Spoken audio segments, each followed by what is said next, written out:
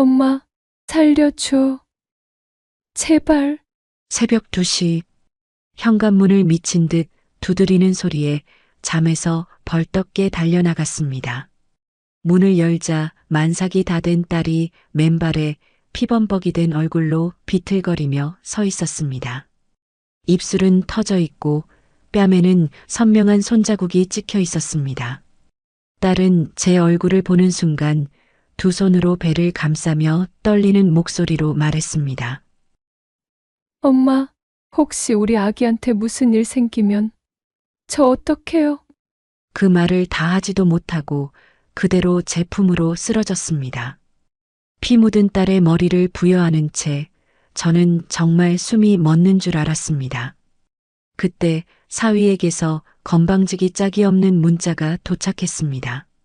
서윤이 거기 갔습니까? 교육 좀 시켜서 돌려보내세요. 그 순간 피가 거꾸로 솟고 온몸이 떨렸습니다. 저는 낮고 서늘하게 중얼거렸습니다. 교육이라고? 그래, 내가 그렇게 바라던 그 교육. 이제 내가 직접 아주 똑바로 가르쳐 주겠다. 이바구 시작 전에 구독과 좋아요 부탁드리며 끝까지 함께 해주세요. 딸을 안방 아랫목에 눕혀놓고 덜덜 떨리는 손으로 대야에 따뜻한 물을 받아왔습니다. 수건을 적셔 딸의 얼굴을 닦아내는데 닦아도 피가 멈추질 않았습니다.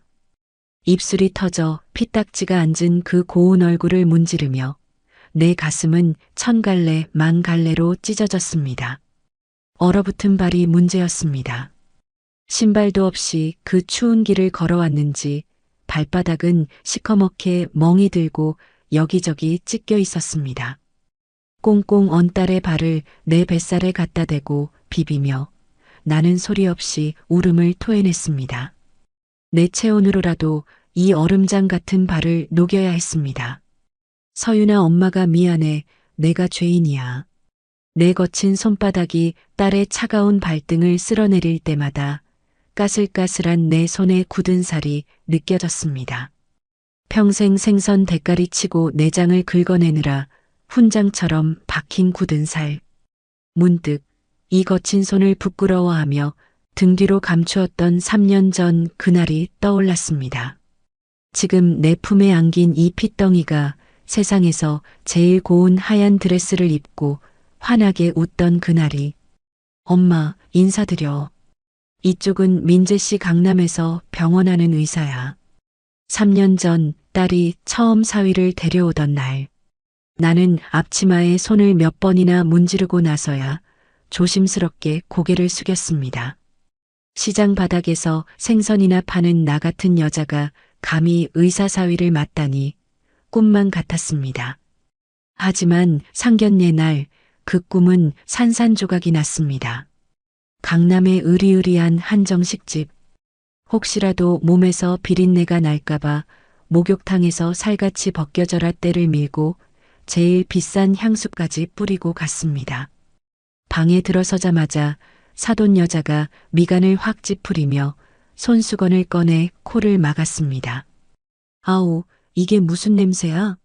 강 원장, 창문 좀 열어라. 비린내가 아주 진동을 하네. 그 한마디에 내 얼굴은 불타오르는 것 같았습니다. 딸 서윤이가 당황해서 어머님, 저희 엄마 냄새 안 나요라고 변명했지만 사돈은 들은 척도 하지 않았습니다. 예, 너는 코가 마비됐니? 평생 그 냄새 맡고 살아서 모르나 보구나. 격 떨어지게 정말. 사돈 남자는 한술 더 떴습니다. 서윤 양, 아버님은 안 계시고? 홀어머니 밑에서 컸으면 가정교육이 걱정인데. 그 순간 밥상을 엎어버리고 싶었지만 나는 참았습니다. 내 딸이 사랑하는 남자였습니다. 내가 여기서 화를 내면 내 딸 눈에서 눈물이 날 게 뻔했습니다. 나는 바보처럼 웃으며 죄인처럼 고개를 조아렸습니다. 죄송합니다, 사부인. 제가 시장에서 일을 하다 보니 냄새가 좀 배었나 봅니다. 결혼식 날도 마찬가지였습니다. 신부 대기실에 앉아있는 딸의 손을 잡아주려는데 사위가 슥 다가와 내 손을 슬쩍 밀어냈습니다. 하얀 장갑을 낀 그의 손이 내 거친 손을 벌레 보듯 쳐냈습니다. 장모님, 서윤이 드레스 비싼 겁니다. 냄새 배요. 그냥 눈으로만 보세요. 그때 알았어야 했습니다. 이놈들은 나를 가족으로 보는 게 아니라 자기들의 깨끗한 세상에 묻은 오물 취급을 하고 있다는 걸. 그래도 나는 돈 봉투를 쥐어주며 비굴하게 웃었습니다. 내가 돈을 주면 내 딸한테는 잘하겠지. 돈 봉투를 받아 챙기며 사위놈이 짓던 그 비릿한 미소. 장모님 감사합니다. 병원 확장에 잘 쓰겠습니다. 그 가증스러운 웃음소리가 내 귓가에 웅웅거리며 맴돌았습니다. 으으. 딸의 고통스러운 신음이 파고들었습니다. 나는 퍼뜩 정신이 들었습니다. 내 배 위에서 딸의 발이 조금씩 따뜻해지고 있었습니다. 하지만 내 가슴속은 여전히 시베리아 벌판처럼 춥고 시렸습니다. 눈앞에 누워있는 딸의 얼굴은 3년 전 그 고운 신부가 아니라 짐승에게 물어뜯긴 상처투성이었습니다. 이불이 살짝 흘러내리며 불러온 배 위로 희미한 멍 자국이 드러났습니다. 세상에 배를 걷어차기라도 한 건가? 어떻게 임신한 아내의 배에 멍이 들게 할 수가 있나? 이건 단순한 부부싸움이 아닙니다. 살인 미수입니다. 나는 떨리는 손으로 이불을 다시 덮어주었습니다. 그리고 바닥에 널브러진 핸드폰을 집어들었습니다. 액정 속에는 아까 읽었던 사위놈의 문자가 여전히 독사처럼 따리를 틀고 있었습니다. 버르장머리 좀 고쳐서 돌려보내세요. 버르장머리. 그래, 누군가는 버르장머리를 고쳐야겠지. 하지만 그게 내 딸은 아닐 거다. 교육? 그래, 너희들이 그렇게 좋아하는 가정교육이 뭔지 내가 보여주마. 나는 딸의 발을 이불 속에 조심스럽게 넣어주고 일어났습니다. 무릎 관절이 뚝 하고 소리를 냈지만 아픈 줄도 몰랐습니다. 장롱문을 열었습니다. 깊숙한 곳, 옷가지들 뒤에 숨겨져 있던 낡은 서류 가방. 아까 홧김에 꺼내놓았던 그 가방을 다시 열었습니다. 지퍼가 뻑뻑해 잘 열리지도 않는 곰팡이 냄새나는 가방. 그 안에서 누렇게 변한 서류 봉투들을 하나씩 꺼냈습니다. 사람들은 모릅니다. 새벽 4시에 장화 신고 나와 하루 종일 생선 내장이나 만지는 자갈치 할매 나영순이 사실은 이 시장 바닥의 주인이라는 것을. 젊은 시절 남편 잃고 악착같이 모은 돈으로 사들인 땅들이, 상가들이 지금 얼마가 되었는지 저 바깥 세상 사람들은 상상도 못할 겁니다. 등기권리증. 그중 하나를 집어들었습니다. 강남구 도곡동 메디컬 빌딩. 사위놈이 목에 깁스하고 거들먹거리는 바로 그 병원 건물입니다.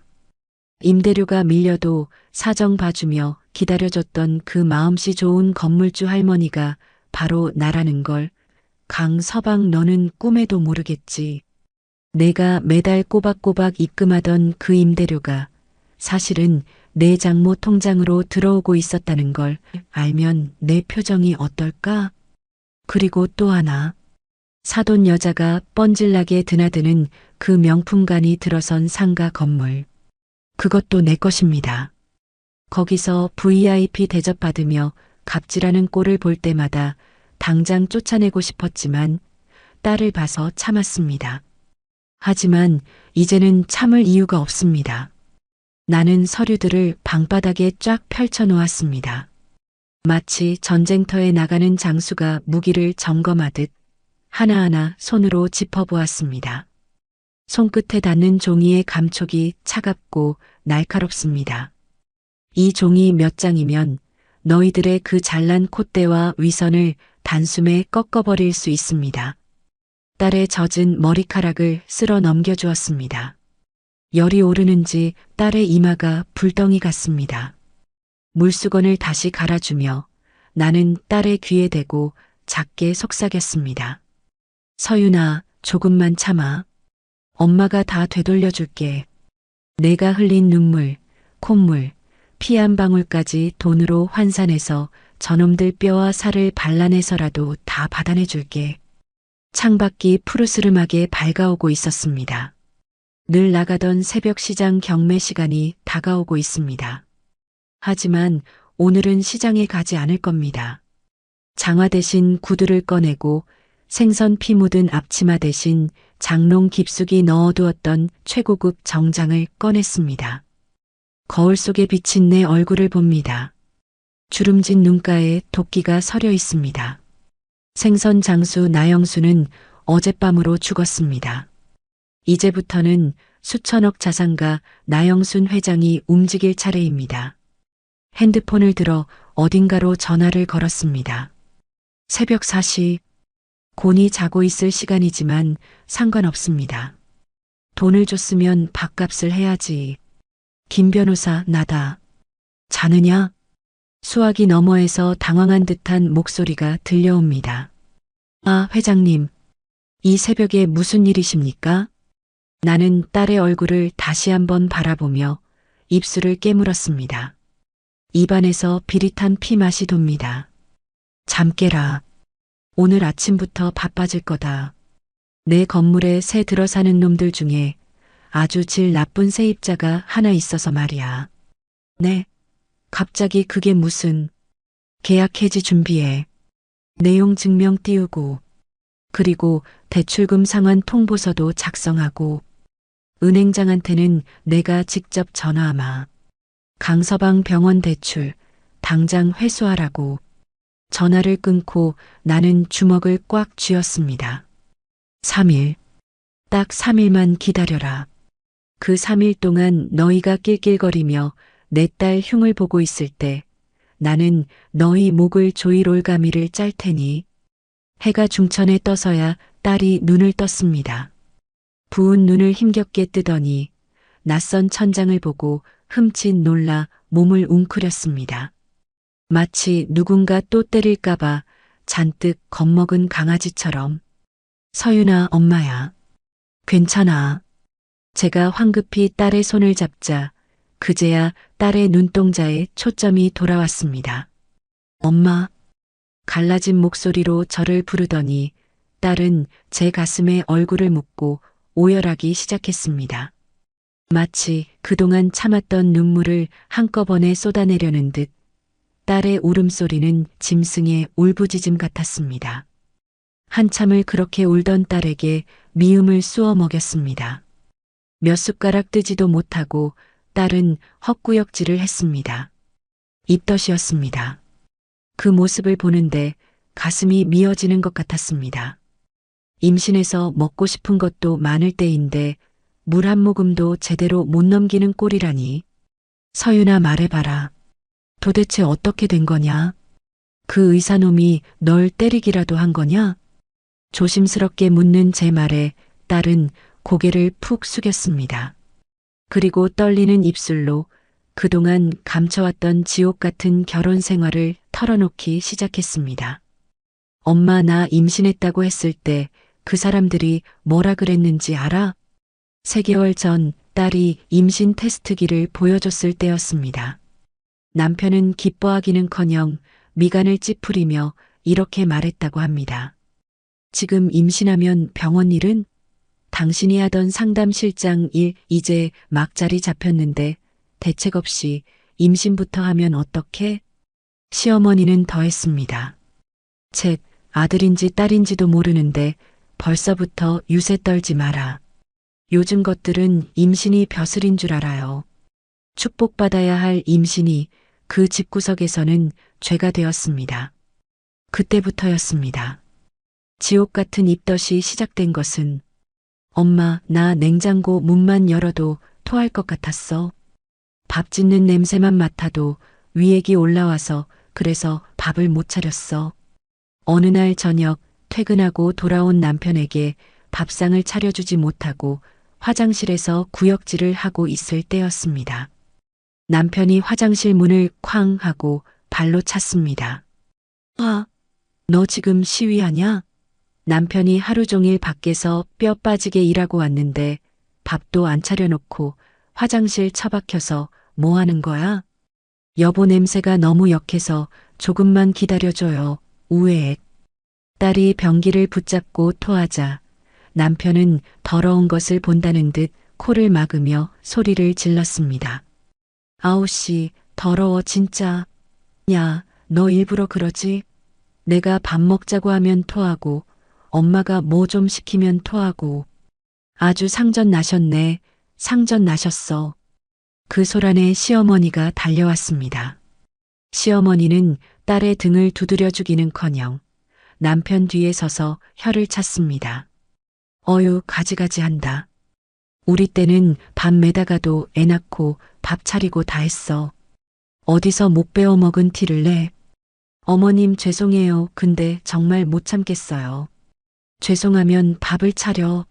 내 남편 굶어 죽는 꼴 보고 싶어서 그래. 생선 장수 딸이라 그런지 비위도 약하네.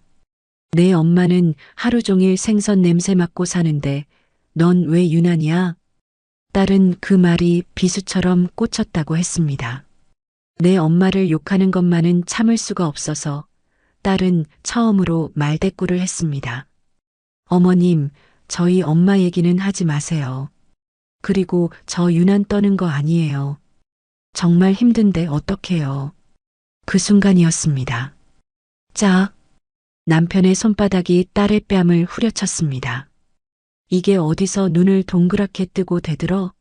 엄마 말이 틀렸어? 너네 엄마가 너 그렇게 가르쳤냐? 어른이 말씀하시는데 말대꾸하라고? 딸은 너무 놀라 뺨을 감싸쥐고 남편을 쳐다봤습니다. 하지만 남편의 눈에는 이성이 없었습니다. 그는 분이 안 풀리는지 딸의 머리채를 휘어잡았습니다. 내가 밖에서 얼마나 스트레스 받고 오는지 알아? 근데 집구석에 들어오면 밥 냄새 대신 내 토하는 소리나 들어야 돼? 너만 임신했어? 남들 다 하는 임신 가지고 왜 이렇게 사람을 피곤하게 만들어? 남편은 딸을 거실 바닥으로 내동댕이 쳤습니다. 딸은 배를 보호하려고 웅크렸지만 남편의 발길질은 멈추지 않았습니다.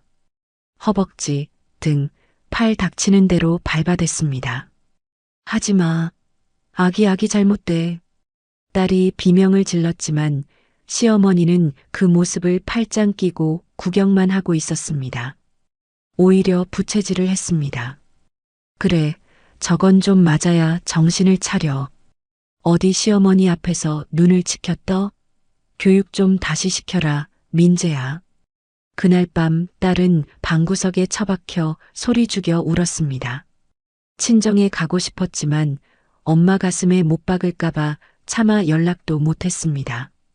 그저 시간이 지나면 괜찮아지겠지, 입덧이 끝나면 괜찮아지겠지 하며 버텼습니다. 하지만 폭력은 한 번으로 끝나지 않았습니다. 그날 이후 남편은 툭하면 손을 올렸습니다. 밥이 질다고 때리고 와이셔츠 다림질이 마음에 안 든다고 때리고 시어머니 말에 대답이 늦다고 때렸습니다. 엄마 나 정말 죽으려고 했어. 베란다에서 뛰어내릴까 몇 번이나 생각했어. 근데 뱃속에서 아기가 발길질을 하는 거야. 살려달라고, 나 좀 살려달라고. 딸의 고백을 듣는 내내 제 손톱은 이불을 뜯어내고 있었습니다. 피가 맺힐 정도로 주먹을 꽉 쥐고 있었습니다. 내 딸이, 내 금쪽 같은 딸이 그런 지옥 속에서 살고 있었다니. 어젯밤 쫓겨난 이유도 기가 막혔습니다. 어제가 시아버지 제사였습니다. 만삭의 몸으로 아침부터 전을 부치고 나무를 묻혔습니다. 기름 냄새 때문에 수십 번을 토하면서도 딸은 제사상을 다 차려냈습니다. 그런데 제사를 지내던 중 딸이 실수로 향로를 엎었습니다. 어지러워서 잠깐 휘청하다가 건드린 겁니다. 그걸 본 시어머니가 소금을 한 바가지 가져와 딸에게 뿌렸습니다. 재수없게 감히 시아버지 제사상을 엎어? 너 부정 탔어. 당장 나가. 내 눈앞에서 썩 꺼져. 그리고 남편은 딸의 멱살을 잡고 현관 밖으로 끌어냈습니다. 엄마 화나셨잖아. 꼴도 보기 싫으니까 친정 가서 며칠 있다 와. 냄새나는 몸 씻고 정신 머리 고쳐서 오라고. 그렇게 딸은 내복바람으로 신발도 신지 못한 채 쫓겨난 것입니다. 그 추운 겨울밤에 이야기를 마친 딸은 다시 지쳐 잠이 들었습니다. 눈물 범벅이 된 딸의 얼굴을 닦아주며 저는 핸드폰을 꺼냈습니다. 김 변호사에게서 메시지가 와 있었습니다. 회장님, 지시하신 내용 증명 발송 준비 완료했습니다. 그리고 강민재 원장 대출건 은행장님과 통화 끝냈습니다. 내일 오전 중으로 기한이익 상실 통보 갈 겁니다. 기한이익 상실. 대출금을 만기 전에 즉시 갚아야 한다는 뜻입니다. 수십억 대출로 지은 병원 당장 갚지 못하면 경매로 넘어갑니다. 저는 딸의 머리맡에 앉아 조용히 속삭였습니다. 잘 잤어, 서윤아. 이제 악몽은 끝났다. 내일부터는 그놈들이 악몽을 꿀 차례야. 거실로 나가 냉장고에서 생선 한 마리를 꺼냈습니다. 가장 크고 가장 비린내가 심한 고등어 한 마리. 이걸 구워서 딸에게 먹일 생각은 없습니다. 이건 내일 사돈댁에 가져갈 선물입니다. 비린내? 그래, 너희들이 그렇게 싫어하는 그 비린내. 뼛속까지 배게 해주마. 내 딸이 맡았던 피 냄새보다 더 지독하게. 결전의 날 아침이 밝았습니다. 저는 밤새 한숨도 자지 못했습니다. 딸이 자다가 혹시라도 깰까봐 끙끙 앓는 소리를 낼 때마다 이마에 땀을 닦아주고 손을 주물러 주었습니다. 새벽 5시. 평소라면 시장 경매장으로 나갔을 시간이지만 오늘은 부엌으로 향했습니다. 냉장고에서 어젯밤 꺼내둔 고등어 한 손을 꺼냈습니다. 푸른 등이 선명하고 살이 단단한 최상품 고등어였습니다. 저는 이 고등어를 검은 비닐봉지에 담았습니다. 아무런 포장도 없이 시장에서 흔히 쓰는 그 검은 봉지에 투박하게 이것은 선물이자 시험지입니다. 그들이 이 비린내 나는 봉투를 어떻게 대하는지 그 태도가 그들의 운명을 결정할 것입니다. 엄마 어디가? 인기척에 깬 딸이 방문을 열고 비틀거리며 나왔습니다. 퉁퉁 부은 얼굴에 걷는 것조차 힘겨워 보이는 딸을 보니 다시금 가슴이 미어집니다. 잠깐 시장 좀 다녀오마. 전복죽 쑤어 놓을 테니 그거 먹고 한숨 더 자라. 강서방한테 가는 거 아니지? 가지마, 엄마. 그 사람들 엄마 무시하고 또 상처 줄 거야. 나 때문에 엄마까지 그러는 거 싫어. 딸은 제 옷자락을 잡고 말렸습니다. 저는 딸의 손을 따뜻하게 감싸주었습니다. 3년 전에는 이 손을 놓고 그들에게 고개를 숙였지만 오늘은 다릅니다. 걱정 마라. 엄마가 누구냐? 자갈치 할매 나영순이야. 누가 나한테 상처를 줘? 얼른 들어가자. 딸을 안심시키고 집을 나섰습니다. 엘리베이터 거울 속 제 모습을 봅니다. 화려한 정장 대신 평소 시장에서 입던 낡은 점퍼와 헐렁한 몸빼 바지를 입었습니다. 머리도 대충 빗어 넘겼습니다. 완벽한 생선 장수의 모습으로 가야 했습니다. 그래야 그들의 본 모습을 그 추악한 민낯을 한 겹도 남기지 않고 벗겨낼 수 있으니까요. 지하 주차장 구석. 검은색 대형 세단이 조용히 대기하고 있었습니다. 김 기사가 내려서 뒷문을 열어주려 했지만 저는 손을 저었습니다. 아니다. 오늘은 내 트럭 타고 간다. 회장님, 그래도 사돈댁 가시는데 내 본 모습을 보여주러 가는 게 아니야. 저들이 나를 어떻게 대하는지 그 바닥을 보러 가는 거야. 김 변호사는 준비됐나? 네. 변호인단 꾸려서 대기 중입니다. 회장님 신호만 떨어지면 바로 진입합니다. 좋아. 내가 나올 때까지 대기해. 저는 익숙하게 낡은 트럭 운전석에 올랐습니다. 시동을 걸자 달달달 하는 경운기 같은 소음과 함께 비릿한 생선 냄새가 차 안을 채웠습니다. 이 냄새, 내 딸을 먹여 살리고 내 재산을 만들어준 이 고마운 냄새를 그들은 오물 취급했지요. 강남의 고급 빌라촌. 제 트럭이 들어서자 경비원이 인상을 쓰며 막아섰습니다. 아줌마, 여기 배달 트럭 못 들어와요.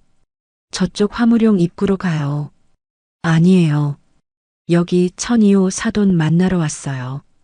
천이호? 강 원장님 댁? 에이, 거짓말하지 마시고 차 돌려요. 생선 장수가 무슨 사돈이야. 경비원조차 저를 하대합니다. 아마 평소에 그들이 저를 어떻게 말하고 다녔는지 안 봐도 뻔합니다. 저는 아무 말 없이 사위에게 전화를 걸었습니다. 몇 번 신호가 가고 잠긴 목소리의 사위가 전화를 받았습니다. 여보세요? 아, 장모님. 이 아침에 웬일이세요? 나다. 너희 집 앞인데 경비가 못 들어가게 하네. 문 좀 열어달라고 해라. 사위의 짜증 섞인 한숨 소리가 수화기를 타고 들려왔습니다. 잠시 후 차단기가 올라갔고 경비원은 찝찝한 표정으로 길을 터주었습니다. 천이호 현관 앞. 저는 심호흡을 한번 크게 했습니다. 손에 들린 고등어 봉지를 꽉 쥐었습니다. 이 문을 여는 순간 어떤 모욕이 쏟아질지 압니다. 하지만 참아야 합니다.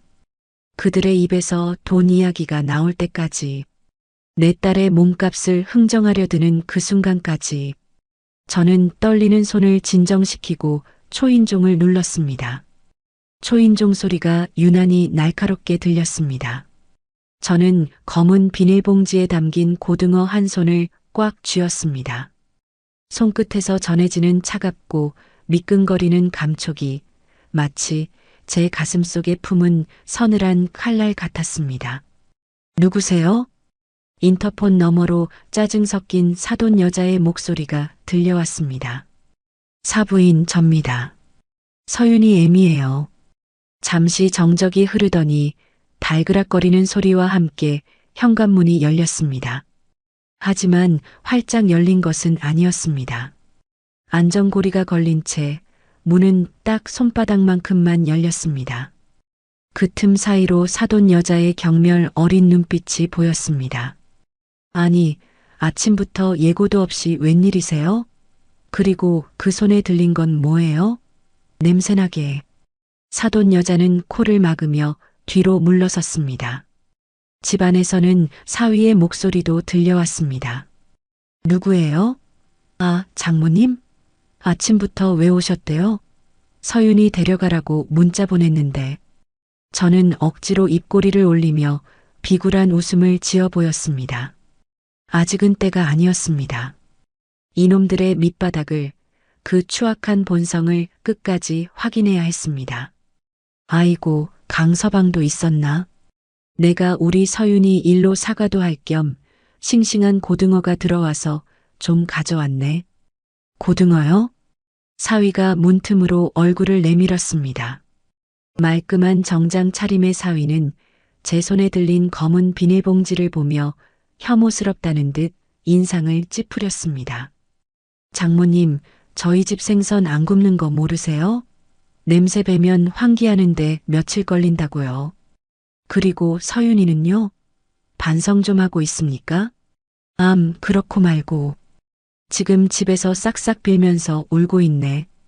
내가 잘 타일러서 보낼 테니 강서방이 화 좀 푸게. 제 말에 사위의 표정이 조금 풀리는 듯 했습니다. 역시 자기 앞에 기는 사람에게는 한없이 관대한 척하는 놈입니다. 사위는 안전고리를 풀고 문을 열어주었습니다. 하지만 집 안으로 들어오라는 말은 하지 않았습니다.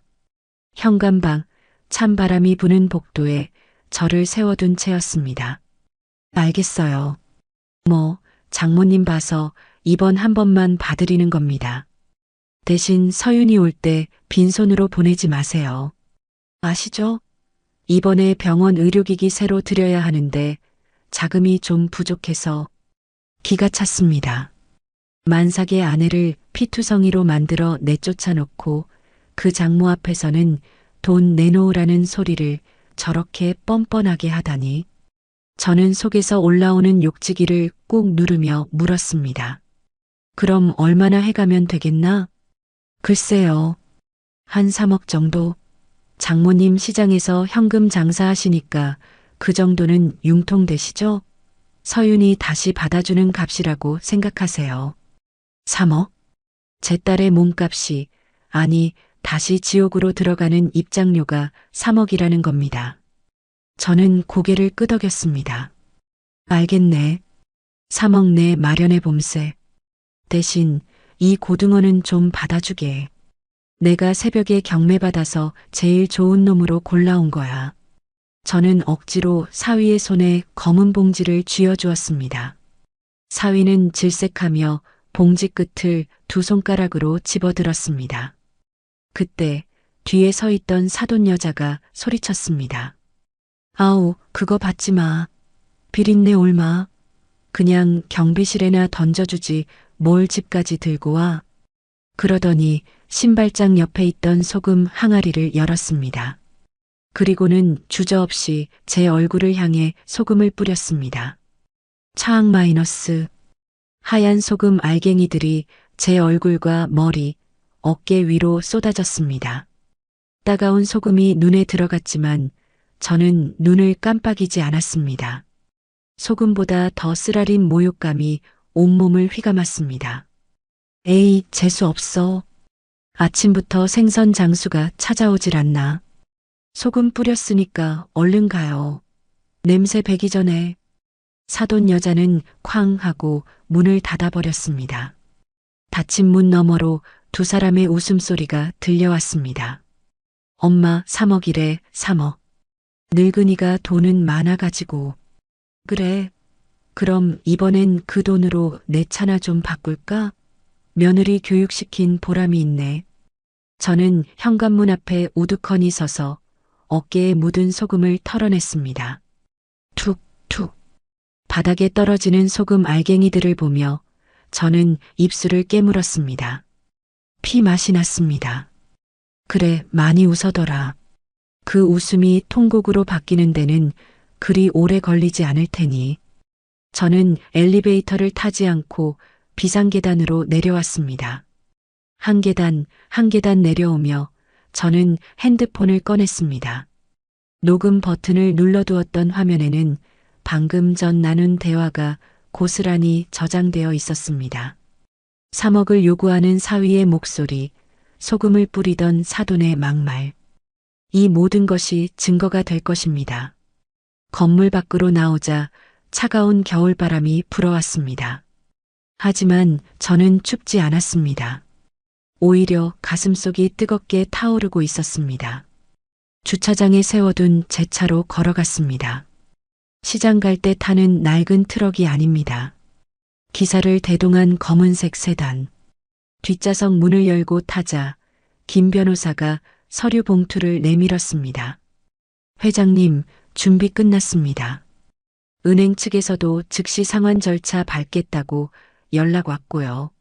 그리고 상가 임대차 계약 해지 통보서는 오늘 오후에 도착할 겁니다. 저는 서류를 받아들고 차가운 미소를 지었습니다. 사위놈 손에 들려보낸 그 고등어. 아마 지금쯤 쓰레기통에 처박혔겠지요. 하지만 그 고등어가 너희들이 먹을 수 있는 마지막 만찬이었다는 걸 곧 알게 될 거다. 출발해. 시장으로 가자. 시장으로요? 댁으로 안 가시고요? 응. 내 딸이 좋아하는 전복죽이라도 쑤어가야지. 그리고 시장 상인들한테도 알려야지. 내일 구경거리 생길 거라고. 차가 부드럽게 출발했습니다. 차창 밖으로 보이는 사위의 병원 건물. 그 꼭대기층을 올려다보며 저는 속삭였습니다. 강서방, 내일 보자고. 내 건물에서 쫓겨날 때도 그렇게 고개를 뻣뻣하게 들 수 있는지 내가 지켜보마. 다음 날 아침 저는 사위놈의 병원으로 향했습니다. 또각, 또각. 대리석 바닥을 울리는 구두 굽소리가 병원 로비의 정막을 깨뜨렸습니다. 화려한 명품 구두도 유행하는 하이힐도 아닙니다. 시장에서 3만 원 주고 산 굽 낮은 검은 단화입니다. 밑창이 달아 걸을 때마다 약간의 마찰음이 들리지만 제게는 그 소리가 마치 진군하는 북소리처럼 웅장하게 들렸습니다. 3일. 그 짧고도 긴 시간 동안 저는 이를 갈며 기다렸습니다. 그리고 오늘 드디어 그 기다림의 끝을 보러 왔습니다. 옷차림은 평소와 다를 게 없습니다. 오래된 감색 개량 한복에 보풀이 조금 인 회색 카디건, 무릎이 살짝 나온 헐렁한 바지, 손에는 10년도 더 되어 가죽이 해진 낡은 가방을 들었습니다. 하지만 제 뒤에는 검은 양복을 입은 김 변호사와 건장한 법무팀 직원 2명이 그림자처럼 따라붙었습니다. 병원 로비는 한산했습니다. 오전 진료 시간이지만 환자보다 간호사들이 더 많아 보였습니다. 저 멀리 접수대에서 잡담을 나누던 간호사들이 제 모습을 보고 수군거립니다. 저 할머니 또 오셨네? 원장님, 장모님 아니야? 며칠 전에도 오시더니 오늘은 웬 깍두기들을 데리고 오셨대? 몰라, 빚쟁이 아니야? 사위한테 돈 빌리러 온 것 같은데? 그들의 속삭임이 귓가에 스치지만 저는 시선조차 주지 않았습니다. 엘리베이터 버튼을 누르려던 김 변호사를 제지하고 저는 굳이 계단을 택했습니다. 한 계단, 한 계단. 제 딸이 이 계단을 오르내리며 얼마나 많은 눈물을 삼켰을지 그 고통을 발바닥으로 느끼며 올라가고 싶었습니다. 2층 원장실 앞. 문이 반쯤 열려 있었고 안에서는 익숙한 웃음소리가 새어나오고 있었습니다. 아들, 그 노인네 돈은 좀 해온대? 3억이면 벤츠 S클래스 뽑고도 남는데. 당연하지. 3일 동안 연락 없는 거 보니까 뻔해. 여기저기 돈 꾸러 다닌다고 정신없을걸? 딸년 다시 받아준다는데 빚을 내서라도 가져와야지. 그래야지. 그 집구석 생선 냄새는 싫어도 돈 냄새는 좋네. 3억 받으면 일단 내 밍크부터 하나 새로 사고. 사돈 여자와 사위놈. 희희낙낙하며 제 딸의 몸값을 제 피 같은 돈을 뜯어낼 궁리를 하며 침을 튀기고 있었습니다. 제 입가에 서늘한 미소가 번졌습니다. 그래, 웃을 수 있을 때 많이 웃어더라. 그 웃음이 얼마나 비싼 대가를 치러야 하는지 곧 알게 될 테니. 저는 노크도 없이 원장실 문을 활짝 열어젖혔습니다. 쾅! 문이 벽에 부딪히며 요란한 소리를 냈습니다. 누구야? 깜짝 놀란 사위가 자리에서 벌떡 일어났습니다. 소파에 비스듬히 누워 잡지를 보던 사돈 여자도 눈을 동그랗게 뜨고 저를 쳐다보았습니다. 아니, 장모님? 사위의 눈이 제 낡은 옷차림을 훑어보더니 이내 안도와 경멸이 뒤섞인 웃음을 흘렸습니다. 뭐야, 돈 가져오셨어요? 깜짝 놀랐네. 근데 뒤에 이 사람들은 뭡니까? 돈 빌리러 사채업자라도 데려오신 거예요? 어머, 무식해라. 빚쟁이들 데리고 와서 협박이라도 하려고? 야, 경비 불러. 이 노인네랑 깡패들 당장 끌어내. 사돈 여자가 소리쳤습니다. 저는 천천히, 아주 천천히 원장실 한가운데로 걸어갔습니다. 제 낡은 단화 소리가 카페 뒤에서는 묵직하게 먹혀 들어갔습니다. 저는 사위의 책상 앞에 멈춰 섰습니다. 그리고 낡은 가죽 가방을 열었습니다. 지퍼가 뻑뻑해 찌익하고 갈라지는 소리가 났습니다. 사위놈이 침을 꿀꺽 삼키는 게 보였습니다. 현금 다발이 나올 줄 알았겠지요.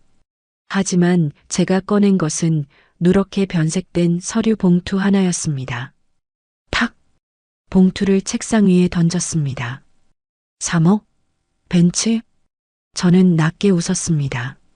꿈이 야무지네, 강서방. 아니, 이제 강 원장이라고 불러야 하나? 이게 뭡니까? 돈은요? 장난하세요, 지금? 사위가 짜증스럽게 봉투를 집어들었습니다. 봉투 겉면에는 아무것도 적혀 있지 않았습니다. 읽어봐. 자네가 그렇게 좋아하는 문서니까. 돈보다 더 비싼 문서지. 사위는 신경질적으로 봉투를 뜯어 서류를 꺼냈습니다. 종이 넘어가는 소리가 유난히 크게 들렸습니다. 부동산 임대차 계약 해지 통보서. 소유권자 나영순. 종이를 읽어내려가는 그의 눈동자가 흔들리기 시작했습니다. 처음에는 의아함으로, 그 다음에는 당혹감으로, 그리고 마침내 공포로 그의 얼굴이 순식간에 흑빛으로 변해가며 이마에 식은 땀이 맺히는 것이 보였습니다. 손이 바들바들 떨려 종이가 파르르 소리를 냈습니다. 이게 무슨 소유권자가 나영순? 왜 글씨를 못 읽나? 이 건물 주인 나영순. 바로 나라고. 말도 안 돼. 장모님이 이 건물주라고요? 시장에서 생선 파는 그 냄새나는 할머니가. 사위는 믿을 수 없다는 듯 저와 서류를 번갈아 보았습니다. 현실을 부정하고 싶은 간절함이 목소리에 묻어났습니다. 그래. 시장에서 생선 팔아번 돈이다. 내 놈이 비린내 난다고 코 막던 그 돈으로 이 건물 샀고 내 병원 보증금까지 내준 거야.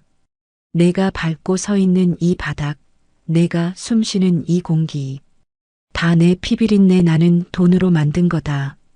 거짓말, 거짓말이야. 사돈 여자가 밍크코트 자락을 휘날리며 달려와 서류를 낚아챘습니다. 이 노인네가 노망이 났나? 어디서 위조 서류를 들고 와서 사기를 쳐? 야, 경찰 불러. 사기죄로 집어넣어.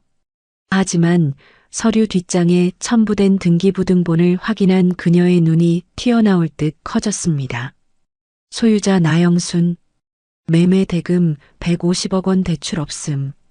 이게 진짜야? 150억? 대출도 없이? 아니, 그럼 사부인이 수백억 부자라는 거야? 그녀의 입이 떡 벌어졌습니다.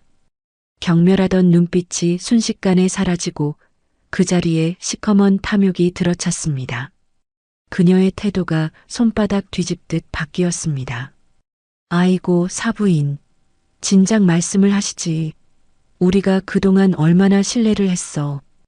호호호, 세상에. 이런 알부자가 며느리도 모르게 숨어 계셨네. 가족끼리 왜 이러세요? 앉으세요. 차라도 한 잔. 그녀가 제 팔을 잡으려 했습니다. 저는 벌레를 털어내듯 팔을 확 뿌리쳤습니다. 가족? 제가 싸늘하게 일갈하자 사돈 여자가 흠칫 놀라 뒤로 물러섰습니다. 누가 가족이야?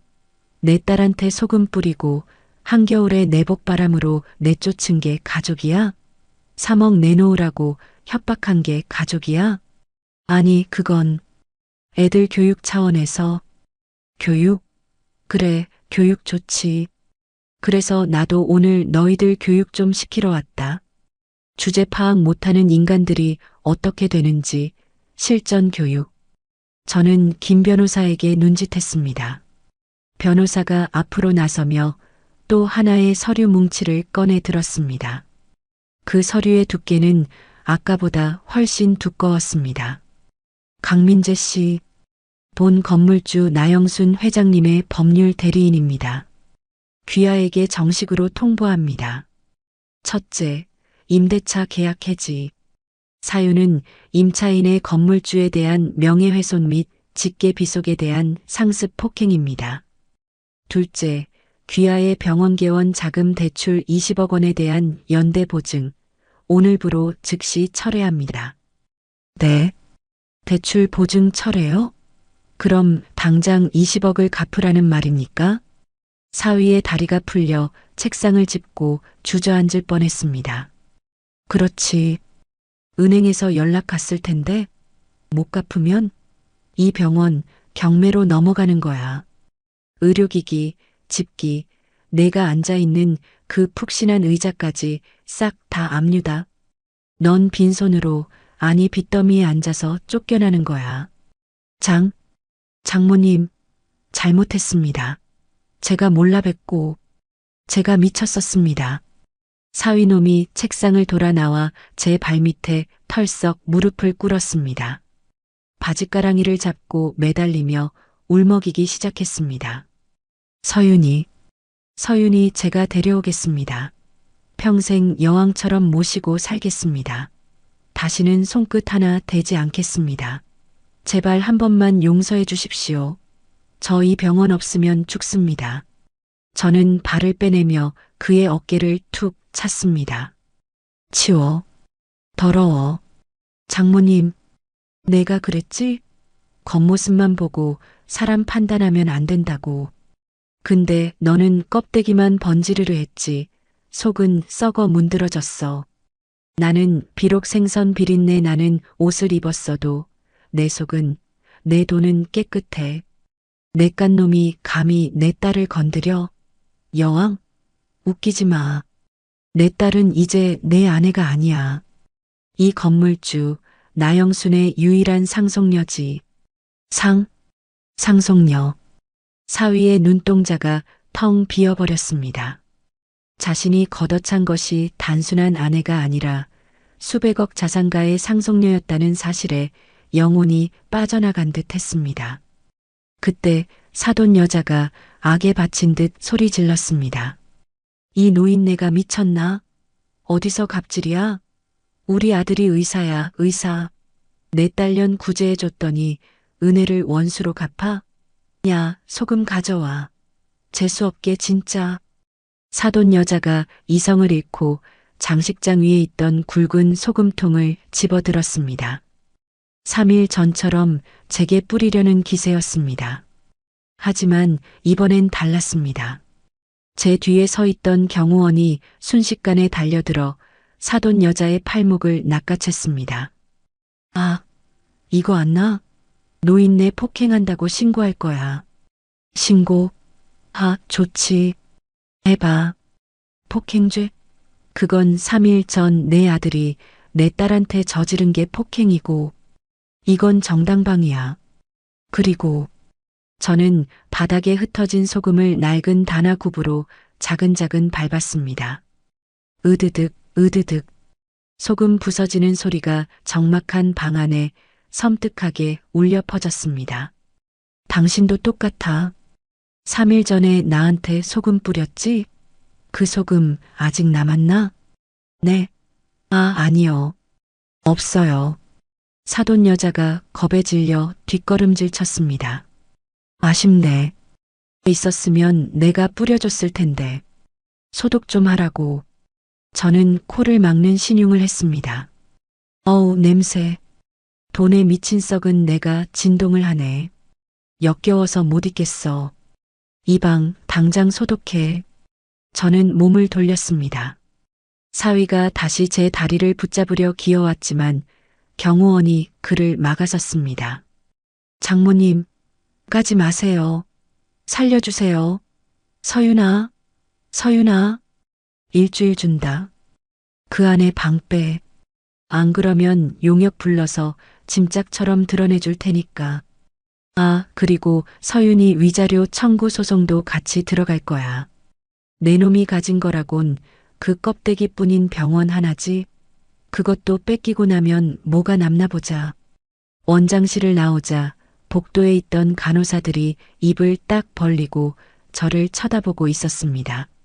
모든 대화를 들은 모양입니다. 저는 낡은 가방을 고쳐들고 그 어느 때보다 당당하게 복도를 걸어 나갔습니다. 병원 복도를 걸어 나오는 제 발걸음은 가벼웠습니다. 뒤에서 사위의 울음소리와 사돈 여자의 악에 바친 비명이 들려왔지만 저는 뒤를 돌아보지 않았습니다. 이미 제 손을 떠난 화살입니다. 이제 그 화살이 어디에 꽂히는지 끝까지 지켜보기만 하면 됩니다. 김 변호사. 네, 회장님. 사돈 여자 지금 어디로 가겠나? 병원에서 쫓겨난 분풀이를 하러 가시지 않겠습니까? 늘 가시던 곳 말입니다. 그래, 청담동 명품관. 거기가 그 여자 안방이지. 내 딸한테는 콩나물값 100원도 아끼라고 닥달하면서 거기 가서는 수천만 원을 물 쓰듯 쓰는 여자니까. 저는 차에 오르며 차갑게 웃었습니다. 가자. 그 여자의 안방이 사실은 지옥 입구였다는 걸 알려주러. 청담동 명품관 3층 VIP 라운지. 은은한 클래식 음악이 흐르는 이곳은 사돈 여자에게 유일한 도피처였습니다. 방금 전 병원에서 겪은 일은 악몽 같았습니다. 생선 장수가 건물주라니, 150억짜리 건물이 자기 거라니. 그녀는 애써 고개를 저었습니다. 아니야, 말도 안 돼. 그 노인네가 사기를 친 거야. 등기부등본 그거 위조하기 쉽다던데. 분명 가짜야. 그녀는 불안감을 떨치기 위해 일부러 더 거만하게 굴었습니다. 소파에 다리를 꼬고 앉아 무릎을 꿇고 구두를 신겨주는 직원을 내려다보았습니다. 이 직원들이 굽신거리는 모습만이 그녀가 아직 상류층 사모님이라는 것을 증명해주는 유일한 증거였으니까요. 아니, 이게 사이즈가 맞아? 내 발볼이 그렇게 넓어 보여? 매니저, 이거 말고 신상 가져와 봐. 지난번에 들어온다는 리미티드 에디션 있잖아. 네, 사모님. 잠시만 기다려 주십시오. 바로 준비해 드리겠습니다. 매니저가 허리를 90도로 굽히며 뒷걸음질 쳤습니다. 사돈 여자는 찻잔을 들었지만 손이 미세하게 떨리고 있었습니다. 그래, 여기서 쇼핑이나 실컷 하고 기분 풀자. 민재가 3억 받아오면 다 해결될 거야. 그깟 노인네가 감히 누굴 협박해? 그때 매니저가 화려한 보석이 박힌 구두를 들고 왔습니다. 사모님, 이번 시즌 신상입니다. 사모님께 딱 어울리실 것 같아서요. 어머, 예쁘다. 그래, 내가 신어야 빛이 나지. 이거 포장해. 그리고 저기 걸린 밍크 코트랑 핸드백도 같이 싹 다 내 차에 실어줘. 네, 알겠습니다. 결제는 늘 쓰시던 VIP 카드로 도와드리면 될까요? 그래. 일시불로 해. 곧 큰돈 들어올 때가 있거든. 그녀는 카드를 건네며 짐짓 여유로운 척 웃어 보였습니다. 하지만 잠시 후 결제 데스크 쪽에서 삐빅 마이너스 하는 경고음이 울렸습니다. 한 번, 두 번, 세 번. 매니저가 당황한 표정으로 카드를 다시 긁었지만 결과는 같았습니다. 매니저의 얼굴이 사색이 되어 돌아왔습니다. 사모님, 죄송하지만 이 카드는 사용이 불가능합니다. 무슨 소리야? 한도가 남았을 텐데. 내가 쓴 게 얼만데. 한도 문제가 아니라 카드가 거래 정지 상태입니다. 그리고 매니저가 곤란한 표정으로 주변 눈치를 살폈습니다. 전산상의 사모님은 저희 명품관 블랙리스트로 등재되셨습니다. 더 이상 VIP 혜택을 받으실 수 없습니다. 블랙리스트? 너 지금 사람 무시해? 내가 여기서 쓴 돈이 얼만데 감히 블랙리스트야? 점장 나오라고 해. 당장. 사돈 여자가 찻잔을 바닥에 집어던지며 고래고래 소리를 질렀습니다. 쨍그랑. 날카로운 파열음과 함께 라운지의 평화가 깨졌습니다. 주변에 있던 다른 손님들이 눈살을 찌푸리며 쳐다보았지만 그녀는 아랑곳하지 않았습니다. 지금 이 상황을 인정하는 순간 자신이 쌓아 올린 모든 허영의 탑이 무너질 것 같았기 때문입니다. 무슨 일입니까? 소란을 듣고 명품관 점장이 달려왔습니다. 사돈 여자는 구세주라도 만난 듯 점장에게 달려들었습니다. 어머, 김 점장. 잘 왔다. 너네 직원 교육 어떻게 시키는 거야? 내가 누군지 몰라. 나 강남 사모님 모임 회장이야. 감히 나한테 블랙리스트라니. 이거 당장 취소해. 하지만 점장의 태도는 싸늘했습니다. 평소라면 허리를 굽히며 사모님, 죄송합니다를 연발했을 그가 오늘은 얼음장처럼 차가운 눈빛으로 그녀를 내려다보았습니다. 고객님, 소란 피우지 마시고 나가주시죠. 회장님의 특별 지시입니다. 회장님? 너네 회장님이 누군데? 내가 그 양반이랑 밥도 먹고 골프도 치는 사이야. 글쎄요. 저희 회장님은 골프 안 치시는데요. 그때였습니다. 또각, 또각. VIP 라운지 입구에서 묵직한 구두 굽소리가 들려왔습니다. 골프는커녕 생선 대가리 치느라 골프채 잡을 시간도 없었지. 모두의 시선이 입구로 향했습니다. 거기에는 나영순이 서 있었습니다. 방금 전 병원에서 봤던 그 낡은 옷차림 그대로였습니다. 감색 계량 한복에 낡은 가죽 가방. 하지만 그녀의 눈빛은 그 어떤 명품보다 번쩍이고 있었습니다.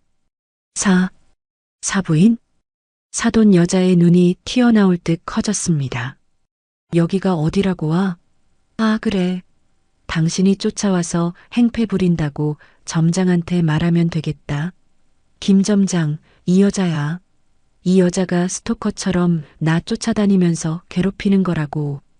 하지만 김 점장과 직원들은 사돈 여자의 말을 듣지 않았습니다. 그들은 일제히 영순을 향해 허리를 90도로 숙였습니다. 회장님 오셨습니까? 회장님?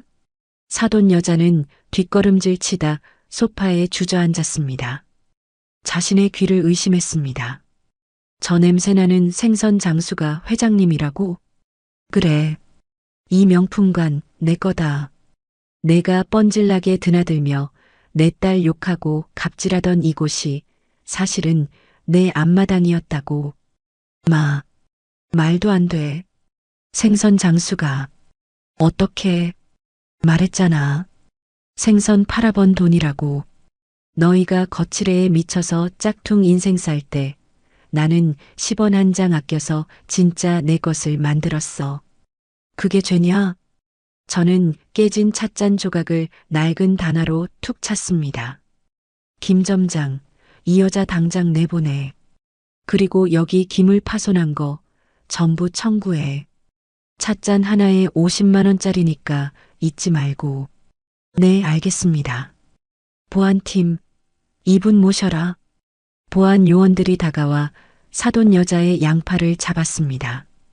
이거 나 VIP야. 내가 여기서 쓴 돈이 얼만데. 사부인. 아니 회장님, 제가 잘못했어요. 제발 망신만은. 망신? 내가 내 딸한테 준 망신에 비하면 이건 새 발의 피야. 끌어내.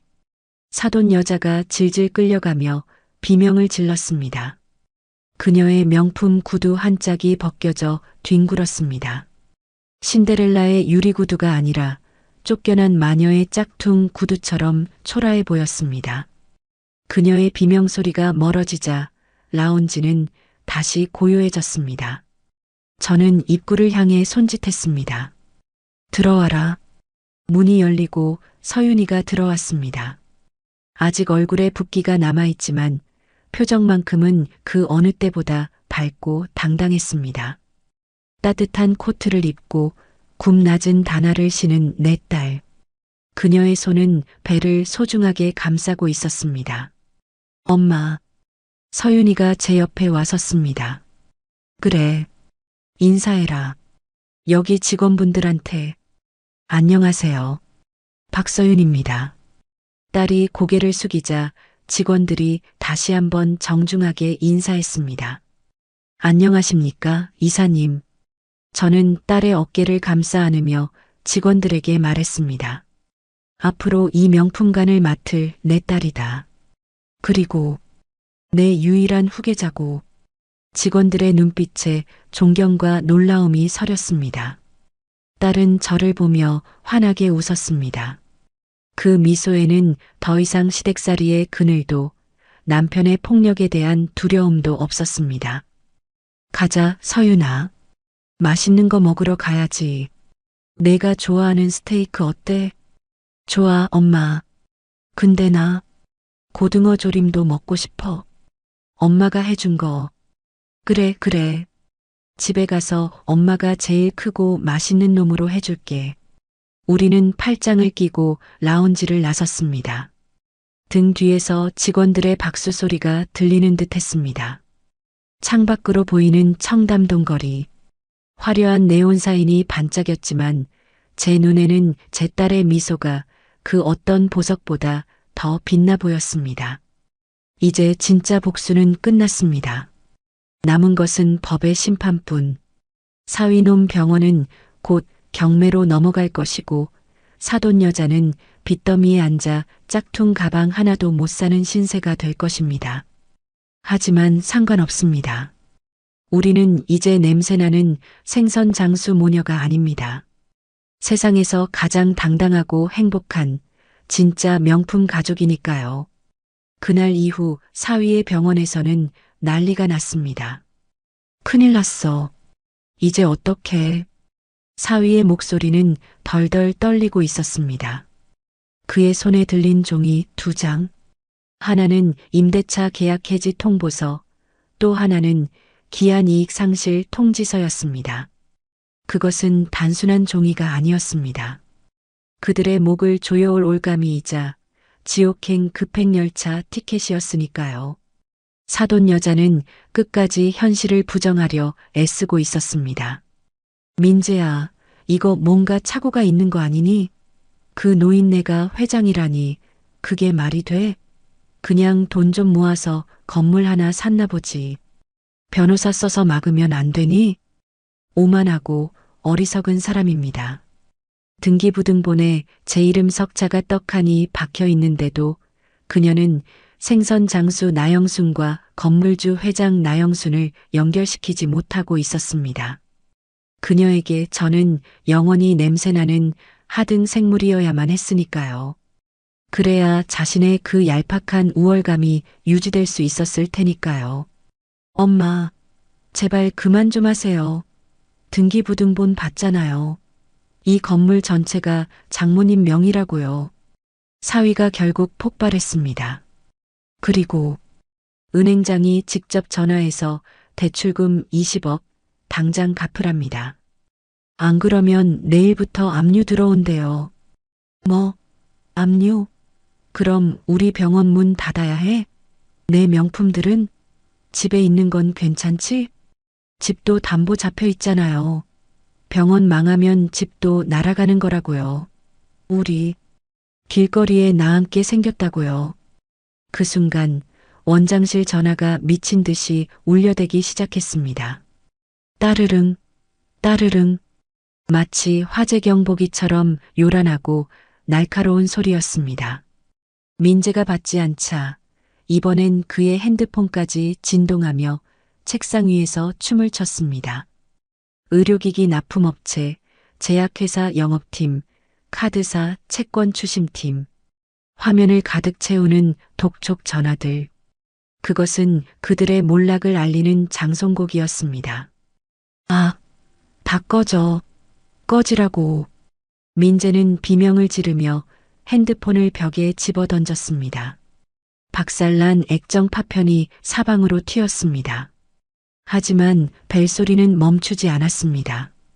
부서진 전화기 너머로 그들의 파멸은 끈질기게 울려 퍼지고 있었습니다. 그리고 얼마 지나지 않아 강남의 그 으리으리하던 고급 빌라 현관문에는 붉은 딱지들이 덕지덕지 붙었습니다. 법원 집행관들이 들이닥친 집안은 말 그대로 아수라장이었지요. 사돈 여자가 아끼던 이탈리아제 소파, 수입 크리스탈 샹들리에, 민재가 자랑하던 골프채 세트, 그 모든 것에 붉은 딱지가 붙었습니다.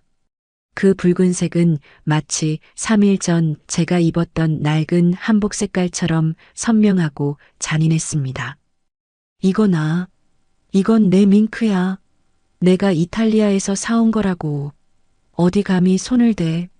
사돈 여자가 악을 쓰며 집행관의 팔을 물어뜯을 듯 매달렸습니다. 아주머니, 공무 집행방해로 경찰 부르기 전에 비키세요. 집행관은 그녀를 벌레 보듯 밀쳐냈습니다. 채무 불이행으로 인한 정당한 압류 절차입니다. 채무 불이행? 내가 안 갚는데? 내 사돈이 건물주야. 너네 이러는 거 나 회장님이 알면 다 잘려. 아직도 제 이름을 팔아먹으려 하다니. 기가 차서 헛웃음이 나올 지경이었습니다. 집행관이 비웃으며 대꾸했습니다. 그 건물주 회장님이 직접 신청하신 강제 집행입니다. 모르셨어요? 사돈 여자의 눈동자가 텅 비어버렸습니다. 그제야 깨달았을 겁니다. 자신을 벼랑 끝으로 밀어버린 손이 바로 3일 전 자신이 소금을 뿌리려 했던 그 손이라는 것을요. 민재는 거실 한 구석에 넋을 잃고 주저앉아 있었습니다. 그의 시선은 벽에 걸린 결혼사진에 머물러 있었습니다. 행복하게 웃고 있는 서윤이와 그 옆에서 거만하게 서 있는 자신. 그 사진 액자 위에도 붉은 딱지가 붙어 있었습니다. 마치 그들의 결혼 생활이 압류당했음을, 아니 처음부터 부도난 인생이었음을 증명하듯이 말입니다. 끝났어. 다 끝났어. 민재가 쉰 목소리로 중얼거렸습니다. 의사가운을 입고 거들먹거리던 강 원장은 죽었습니다. 이제 그 자리에 남은 건 빚더미에 깔려 숨조차 제대로 쉬지 못하는 패배자 강민재뿐이었습니다. 그날 밤 그들은 쫓겨났습니다. 옷까지 몇 개만 챙겨든 채 화려했던 강남 빌라에서 밀려났습니다. 갈 곳은 없었습니다. 카드는 정지됐고 통장은 묶였고 친구들은 전화를 피했습니다. 돈 냄새 맡고 몰려들었던 파리떼들은 썩은 내가 진동하자 가장 먼저 날아가 버렸으니까요. 차가운 가을바람이 부는 거리. 그들은 처음으로 알았을 겁니다.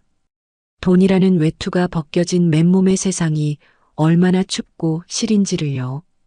제 딸 서윤이가 쫓겨났던 그 겨울밤의 추위를 이제야 뼛속 깊이 느끼고 있었을 겁니다. 시간은 잔인하게 그리고 공평하게 흘렀습니다. 어느덧 계절이 바뀌어 늦가을이 되었습니다. 시장에도 찬 바람이 불기 시작했습니다. 상인들은 옷깃을 여미고 좌판 위에 전등을 하나둘 켰지요. 저도 장갑을 낀 손으로 마지막 남은 고등어들을 정리하고 있었습니다. 저는 여전히 이곳이 좋았습니다.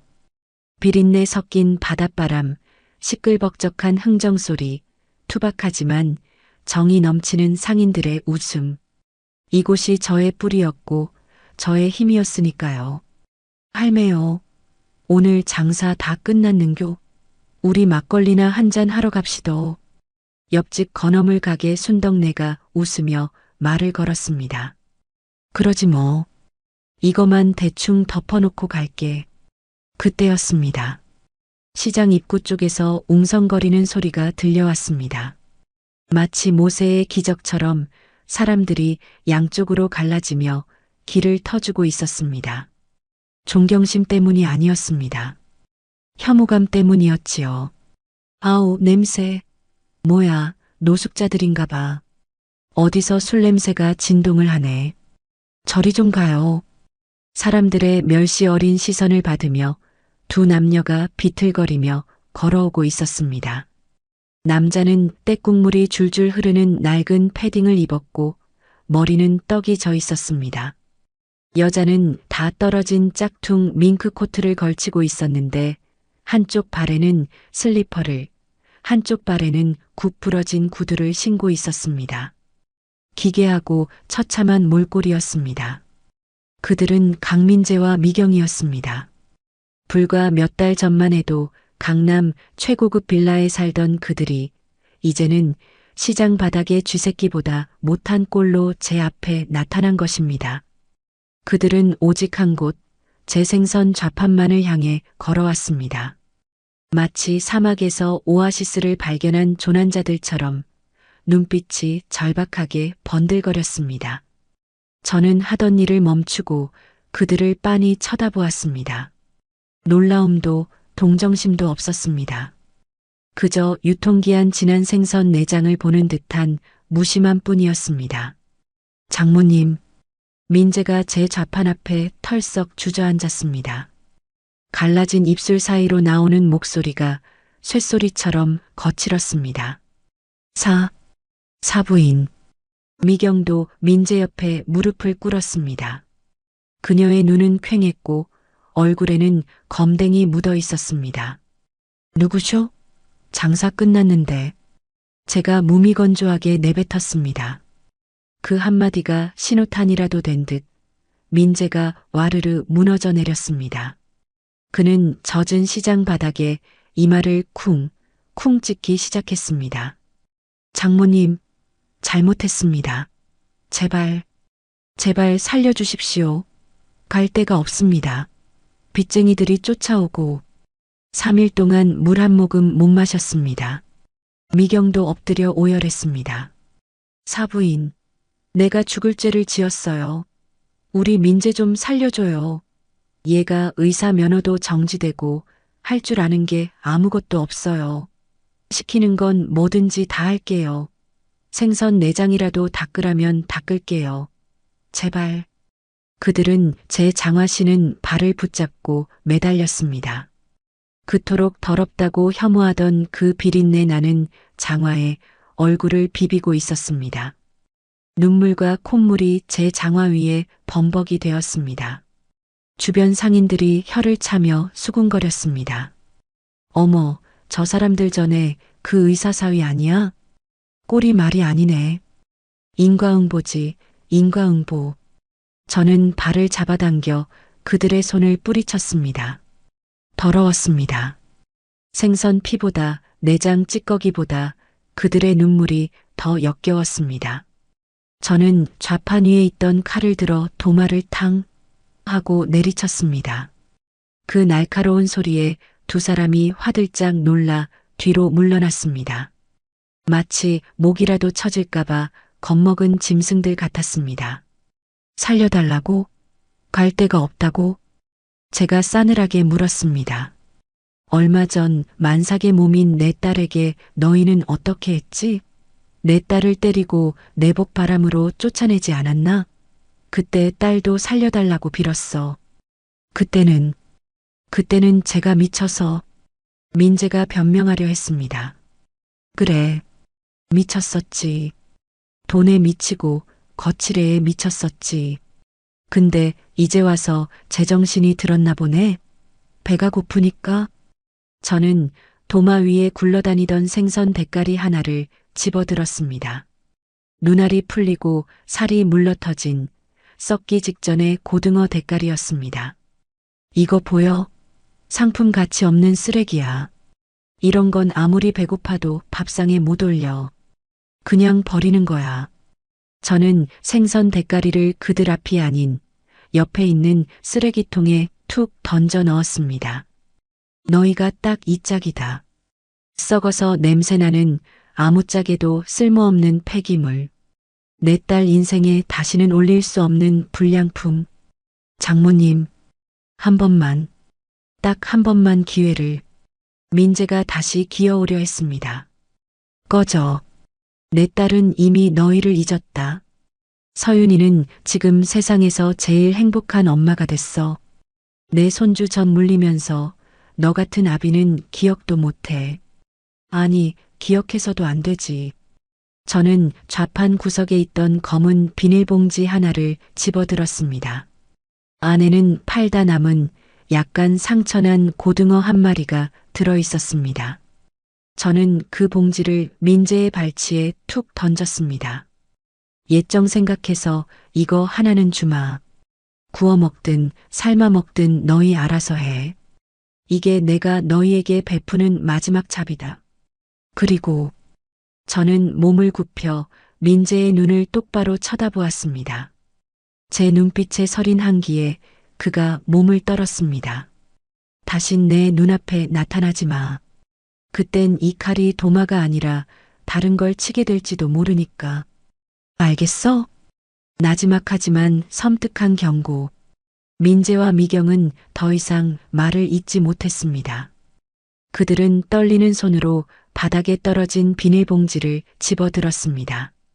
그토록 싫어하던 비린내 나는 고등어가 지금 그들에게는 유일한 생명줄이었습니다. 그들은 비참함과 수치심에 얼굴을 들지 못한 채 뒷걸음질 쳤습니다. 그리고 도망치듯 시장 골목 어둠 속으로 사라졌습니다. 절뚝거리며 멀어지는 그들의 뒷모습 위로 찬바람이 휑하니 불어갔습니다. 그 바람 속에 섞인 악취가 마침내 사라졌습니다. 할매여, 괜찮는교? 순덕네가 걱정스런 눈으로 다가왔습니다. 저는 고무장갑을 벗으며 깊은 숨을 내쉬었습니다. 가슴 속에 박혀있던 날카로운 가시가 쑥 빠져나가는 기분이었습니다. 시린 바닷바람이 불어왔지만 더 이상 춥지 않았습니다. 오히려 썩은 이가 빠진 자리에 새살이 돋아나듯 시원하고 개운했습니다. 괜찮고 말고 알터니가 쑥 빠졌는데 춤이라도 춰야지 않겠나? 저는 앞치마를 벗어던지고 씩씩하게 외쳤습니다. 자, 순떡아, 막걸리나 마시러 가자. 오늘은 내가 쏜다.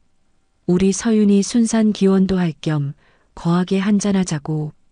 저는 뒤도 돌아보지 않고 시장 통로를 걸어갔습니다. 제 발걸음은 그 어느 때보다 가볍고 당당했습니다. 시장 천장 틈으로 붉은 노을이 쏟아져 내리고 있었습니다. 그 노을빛을 온몸으로 받으며 걸어가는 제 얼굴에는 고단한 삶을 이겨낸 승리자의 평온한 미소가 번지고 있었습니다. 세상은 참 공평합니다. 악인은 탐욕이라는 삽으로 스스로 판 구덩이에 빠져 허우적대고 선인은 그 구덩이를 메워 인내와 사랑이라는 꽃을 심으니까요.